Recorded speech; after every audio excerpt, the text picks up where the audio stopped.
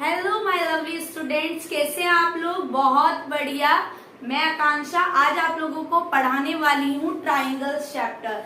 NCERT का class 9 का आज हम लोग पढ़ेंगे एनसीईआरटी चैप्टर। आई होप आप बच्चे सब बहुत बढ़िया होंगे, एग्जाम की तैयारी भी बहुत अच्छे से चल रही होगी और नवरात्रि भी आप लोग बहुत अच्छे से एंजॉय कर रहे होंगे। तो आज हम लोग अपने चैप्टर को स्टार्ट करते हैं। ट्राइंगल पढ़ना है। ट्राइंगल ट्राइंगल तो हम लोगों ने पहले भी पढ़ा हुआ है। नया क्या है? कुछ नया है, बहुत कुछ नया है। तो चलो स्टार्ट करते हैं। Let's start. अब क्या है, आप लोगों को क्या पढ़ना है? ट्राइंगल। सबको पता है ट्राइंगल क्या होता है? हाँ भाई, पता है हमें ट्राइंगल क्या होता है।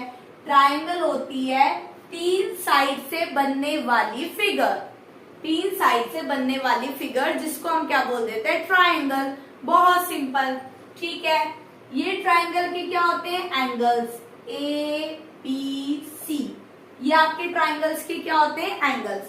तो एक ट्राइंगल जिसके अंदर तीन साइड होती है और जिसके अंदर तीन एंगल होते हैं, उन्हें हम ट्राइंगल कह देते हैं। कुछ नया बताओ मैम, ये क्या पुराना घिसा पिटा सा? तो नया है, इसमें हम लोग पढ़ने वाले हैं कॉन्ग्रुएंसी। क्या पढ़ने वाले हैं? कॉन्ग्रुएंसी। Congruence of triangle.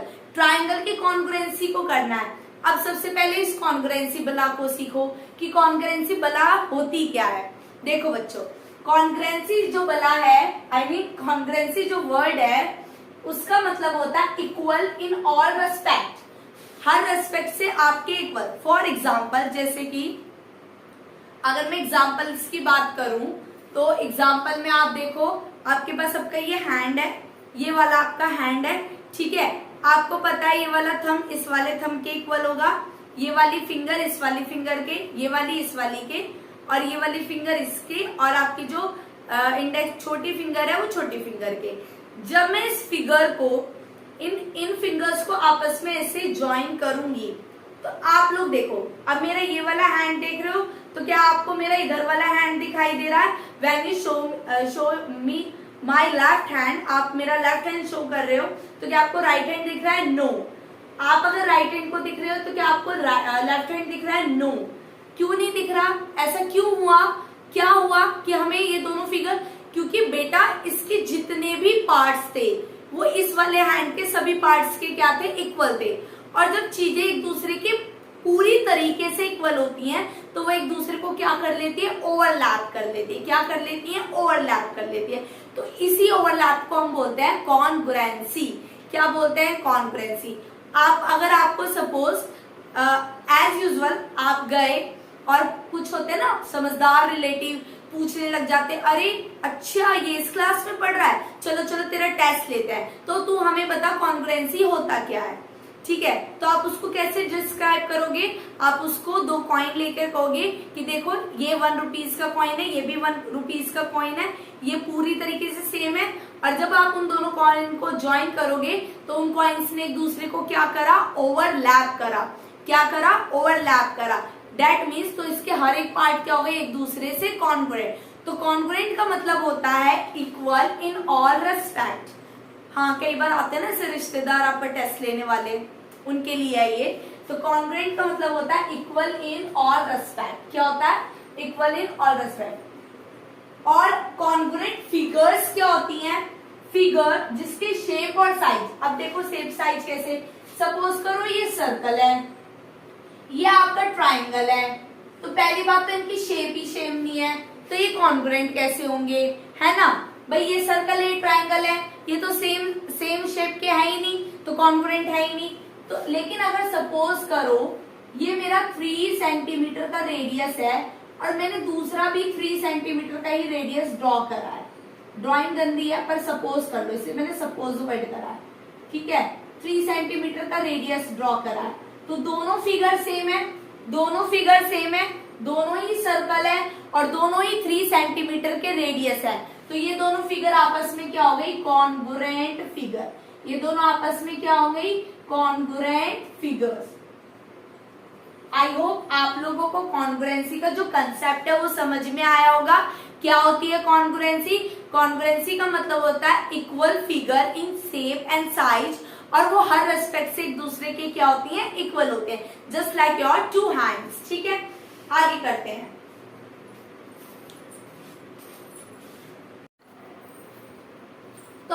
को कॉन्ग्रुएंसी का मतलब समझ में आया। अब हम लोग पढ़ने वाले हैं कॉन्ग्रुएंस ऑफ ट्राइंगल। ट्राइंगल को हम कॉन्ग्रुएंस कैसे प्रूव करते हैं।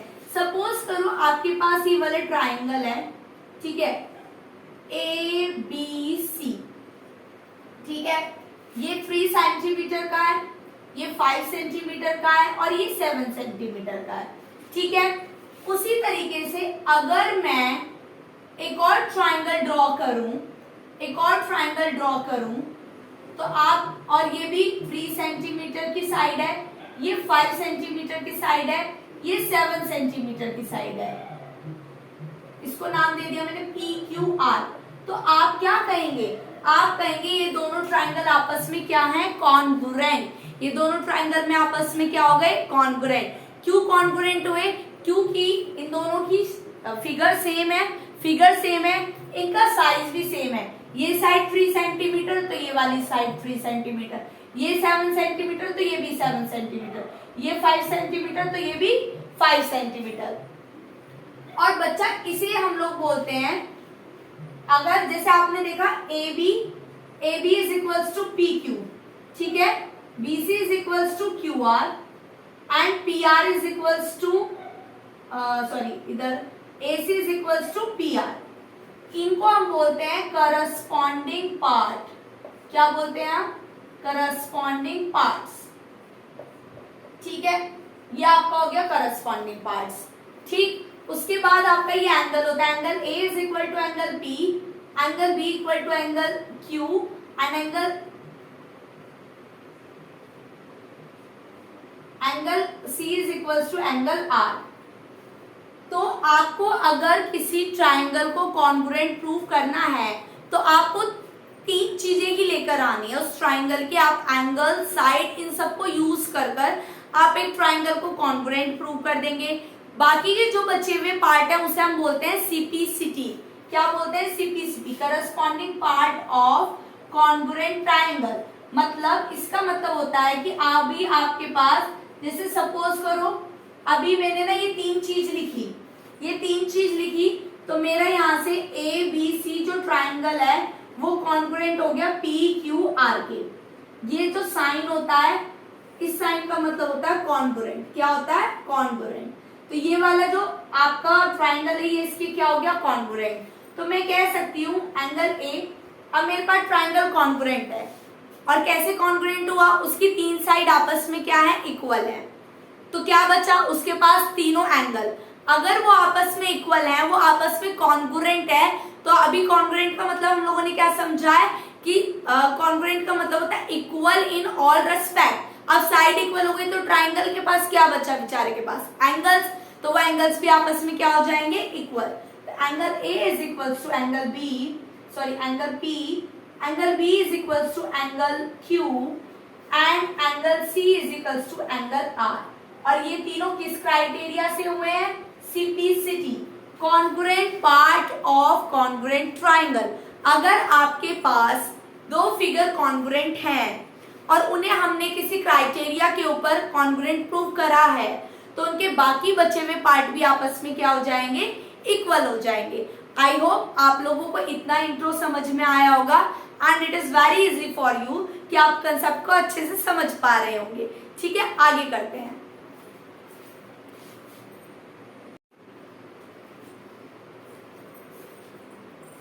अभी कॉन्ग्रुएंसी समझ में आई, CPCT समझ में आया, congruent part of congruent triangle.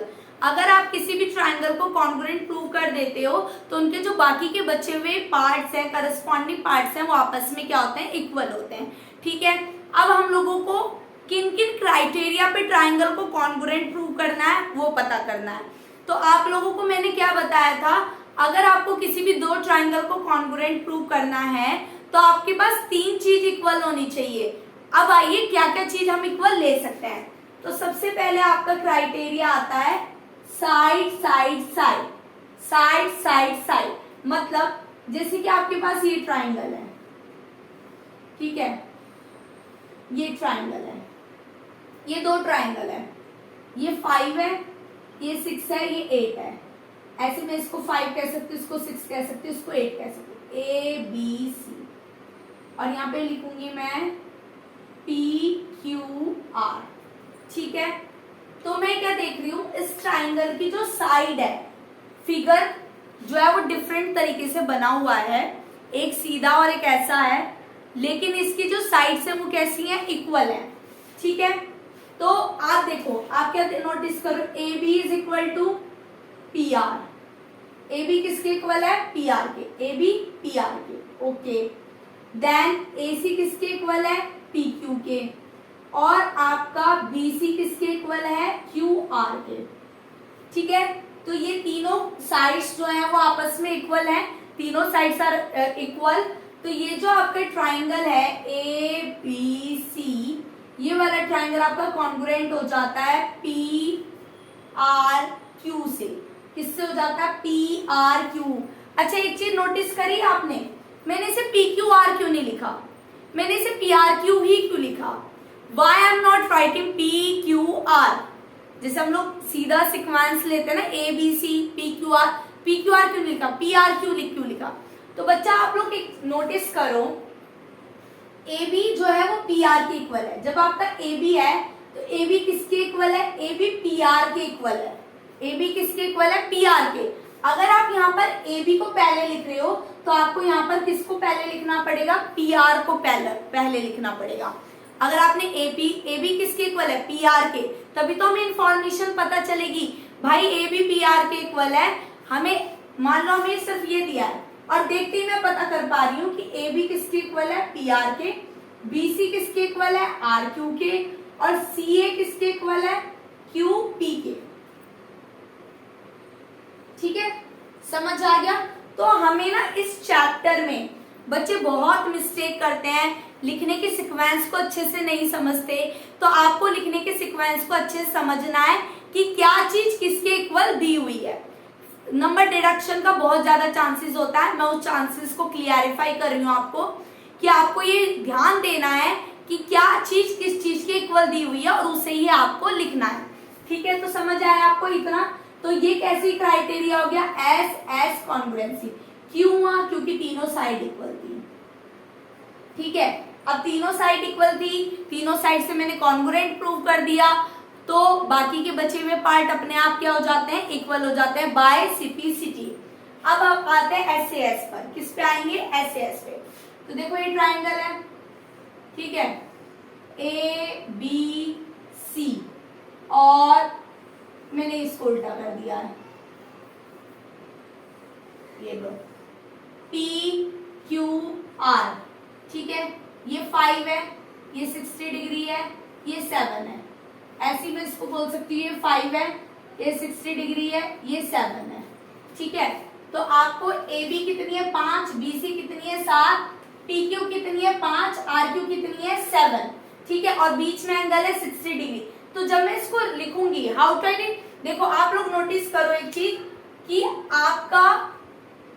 आपकी जो है ए बी वो किसके इक्वल है, पी क्यू के इक्वल है। ठीक है, और आपकी दूसरी साइड है बी सी, वो किसके इक्वल है, क्यू आर के।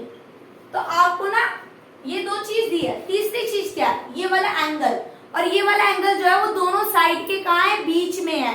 तो मैं इसको कहां पर लिखूंगी, बीच में लिखूंगी। Angle B is equals to angle Q, each 60 degree, दोनों क्या है, 60 डिग्री का है। तो समझ आया, तो ये क्राइटेरिया हो गया। ये कैसा क्राइटेरिया हो गया, एस ए एस कॉन्ग्रुएंसी। कैसी कॉन्ग्रुएंसी हुई, एस ए एस कॉन्ग्रुएंसी। अगर मैं इसको कॉन्ग्रुएंसी में लिखूं तो ए बी सी लिख दिया मैंने। अब ए बी किसके इक्वल है, पी क्यू के, तो मैं यहाँ पी क्यू ही डालूंगी। ठीक है, बी किसके इक्वल है, क्यू के, मैंने लिख दिया। बी सी किसके है, क्यू आर, तो क्यू आर। तो किस कॉन्ग्रुएंसी होता है, एस ए एस। एंगल कहाँ आया है, दोनों साइड्स के बीच में। तो लिखने के पैटर्न को भी आपको सही लेकर चलना है। आई होप आप लोगों को ये दोनों क्राइटेरिया समझ में आया होगा। आगे करते हैं।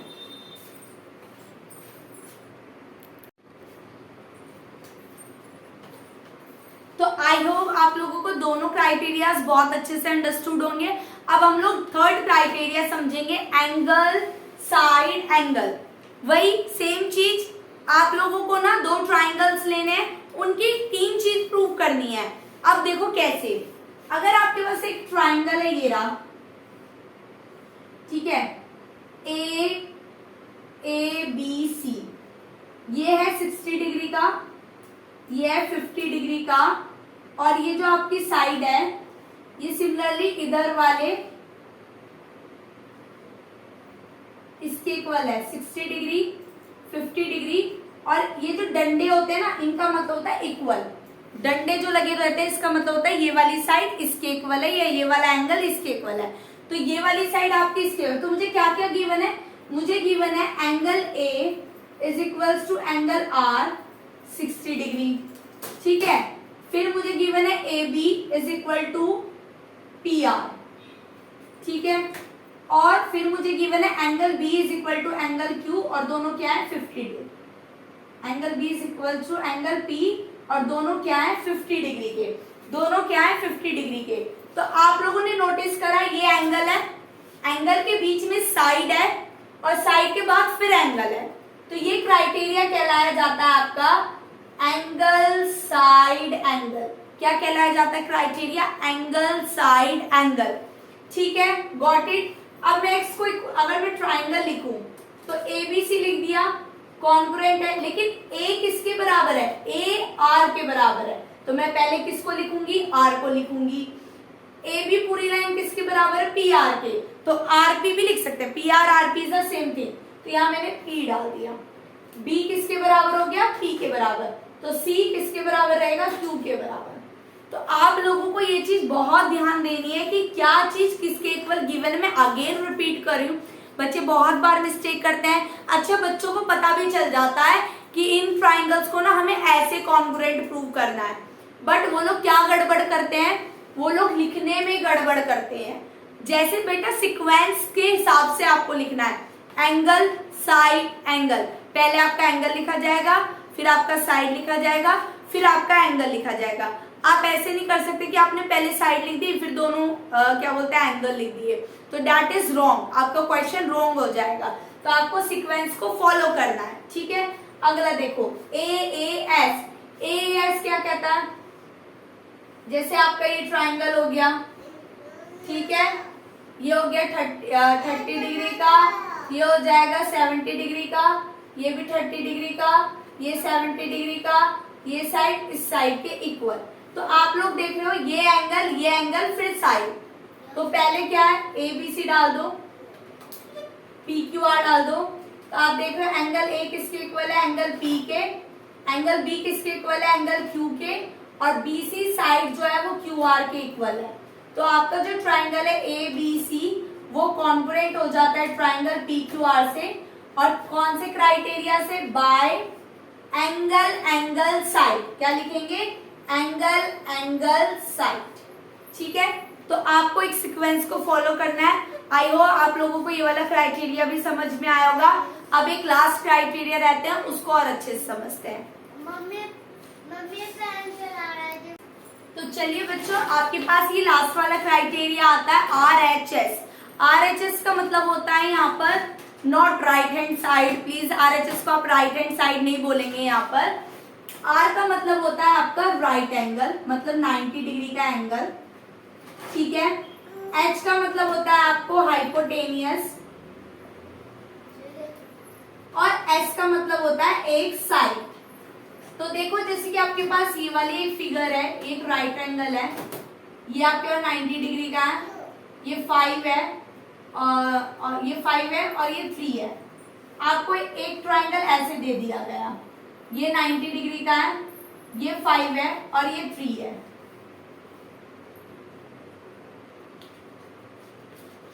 तो आप इन दोनों को कॉन्ग्रुएंट प्रूव कर रहे हैं।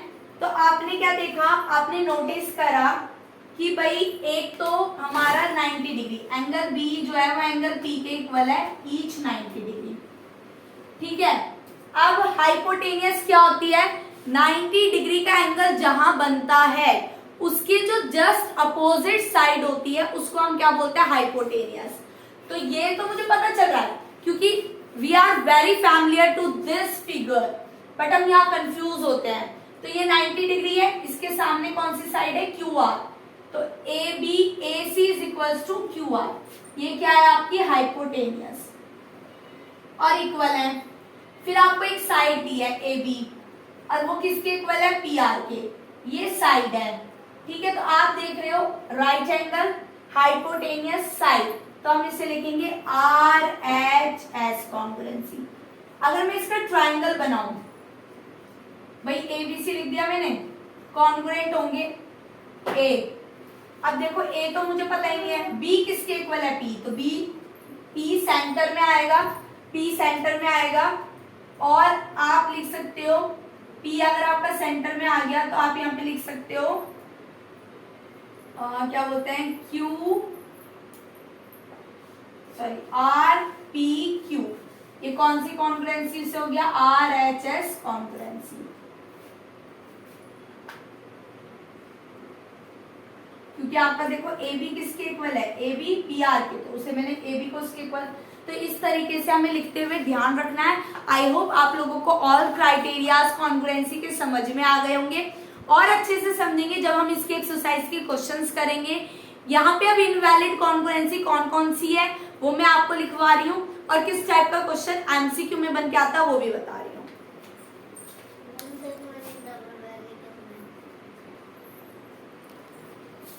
तो ये आपकी कुछ इनवैलिड क्राइटेरिया हैं। Angle angle angle congruency, angle side, angle angle congruency, angle side side, side side angle, ये इनवैलिड क्राइटेरिया, मतलब ये आपकी कॉन्ग्रुएंसी नहीं होती है। और मोस्ट रिपीटेड क्वेश्चन,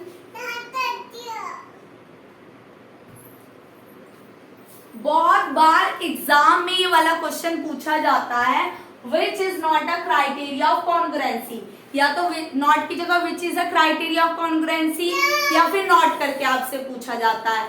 ठीक है, तो यहाँ पे RHS मैंने पढ़ा है, एंगल साइड एंगल मैंने पढ़ा है, एंगल एंगल साइड भी पढ़ा है, ये चीज नहीं है तो इस ऑप्शन क्या हो जाएगा, ये वाला। तो एग्जाम में ऐसे क्वेश्चंस आप लोगों को देखने के लिए मिलती है एमसीक्यू में। ठीक है, और जब हम एक्सरसाइज के क्वेश्चंस करेंगे, जब हम सारे दोनों और अब हम इससे रिलेटेड क्वेश्चन इसकी एक्सरसाइज को कल से स्टार्ट करेंगे। ठीक है, आप लोगों का सेशन लेकर आएंगे जिसमें हम एक्सरसाइज को समझाएंगे, कुछ एमसीक्यू क्वेश्चंस भी मैं बताऊंगी एग्जाम्स में कैसे कैसे पूछने को आता है।